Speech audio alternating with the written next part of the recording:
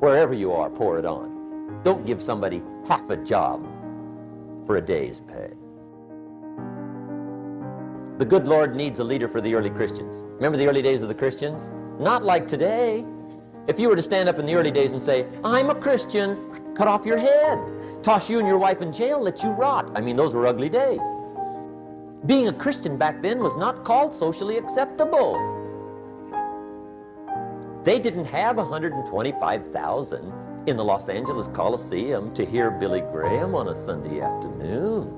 Not back in those days. Back in those days when the Christians got in the Coliseum, it was a different story, right? I mean, the word was, stay out of the Coliseum, especially on Sunday. Last Sunday was Lions 33, Christians nothing. See, those were mean, tough struggle days for the Christians. Now, when the days are mean and tough and struggling, you got to have some kind of leader. Do you know who the good Lord picked for the leader when the days were mean and ugly? Saul from Tarsus. That's who he picked, Saul. I'll tell you what, I would have picked him. You would have picked him. Anybody would have picked Saul. Saul was one of those incredible guys. Once he got into something, look out. Everybody in the community knew what Saul was in. Because whatever he joined, he'd flip all the switches, open up all the dials, turn on all the faucets, and go like mad. He was known as All-Out Saul. I mean, he was something else. Now, at first, it wasn't working out well. Saul hated Christians, which makes a poor leader, right? I mean, that won't work. Saul got this bug somewhere about the Christians. He got to hating Christians.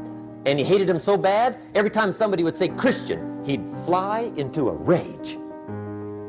And I guess he decided one day, it was his mission in life to get rid of all the Christians.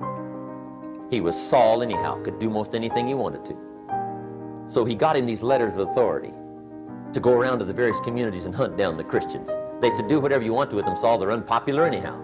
Drag them in the streets, whip them, stone them, torture them, kill them. You mention the name Saul from Tarsus to the early Christians, I'll tell you what they would do. They would run, hide, lock the doors, leave town, dive underground. I've been in the catacombs of Rome where they hid. He was mean. I mean, terribly mean. But remember the story? One day Saul's making it for Damascus. Heard about some new Christians, flies into a rage, takes off for Damascus. And the story said he was angry. There's a little sentence in the story that says, on his way to Damascus, he was breathing out threatenings and slaughter, which meant he felt rather strong about the idea, right? That's strong, that's strong. But on this journey, right, according to the story, as Saul was making his way to Damascus, the good Lord looks down out of heaven and says, there's my man, Saul. He's got to be something else. And according to the story, this great light shines out of heaven, knocks him flat, right off his horse, grinds his face in the dirt, and blinds him for 3 days. The good Lord using recruiting tools we can't use, but when you're Lord, right? To make a long story short, Saul from Tarsus becomes converted to Christianity. He becomes Paul, the great leader, the apostle. And without a doubt, the good Lord got him a dandy. One he didn't have to pump up every month.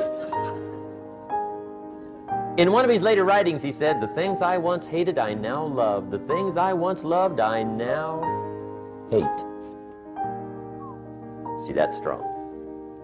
Here's the key to the good life. Learn to put everything you've got into everything you do.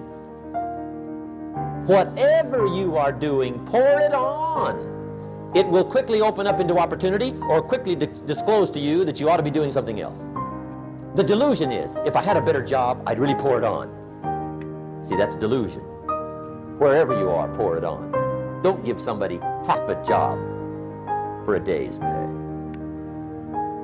Pour it on. See, that'll help change your life. Get rid of this disease.